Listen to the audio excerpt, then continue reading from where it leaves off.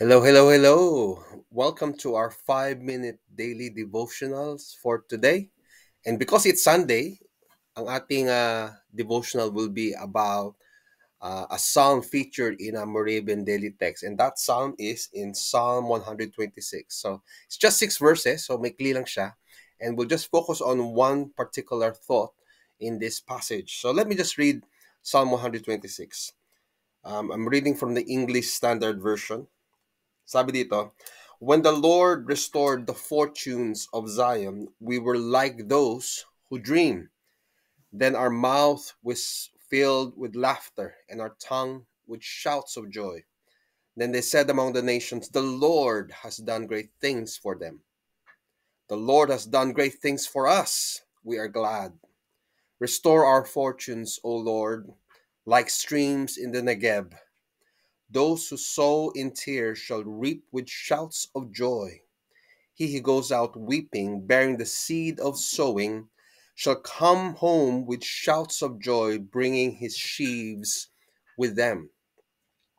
Pansin niyo, pag mga psalm ang mga passages ay matalinhaga at poetic ang mga lengguwahe. The language used is figurative in many ways. Pero in this particular psalm, we see that the psalmist was just declaring a longing for something better than what they're in right now. Asking, as in verse 4, restore our fortunes, O Lord. Ipanumbalik nyo kami sa aming kalalagayan to a point where we are being blessed, where our mouths are filled with laughter, sabi ng verse 2, and our tongue with shouts of joy. Imagine niyo yung imagery na binanggit dito sa verse 4 in particular. Sabi dito, restore our fortunes, O Lord, like streams in the Negev. Yung Negev kasi is a part of southern Israel, south of the Jewish nation, where it's very barren. It's like a desert, semi-desert. And it's very rare na magkaroon ng enough water doon. And it says there, yung mga streams na yun in the Negev only happens where there's significant rainfall around the area. At doon lang dumadalo yung tubig, doon sa maladisyertong lugar ng Negev.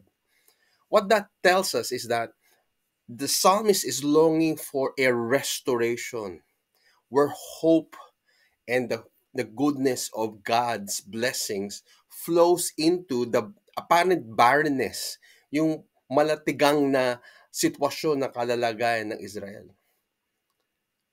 Have you been in similar situations na parang feeling mo walang mabuting maaring mangyari sa lugar nito?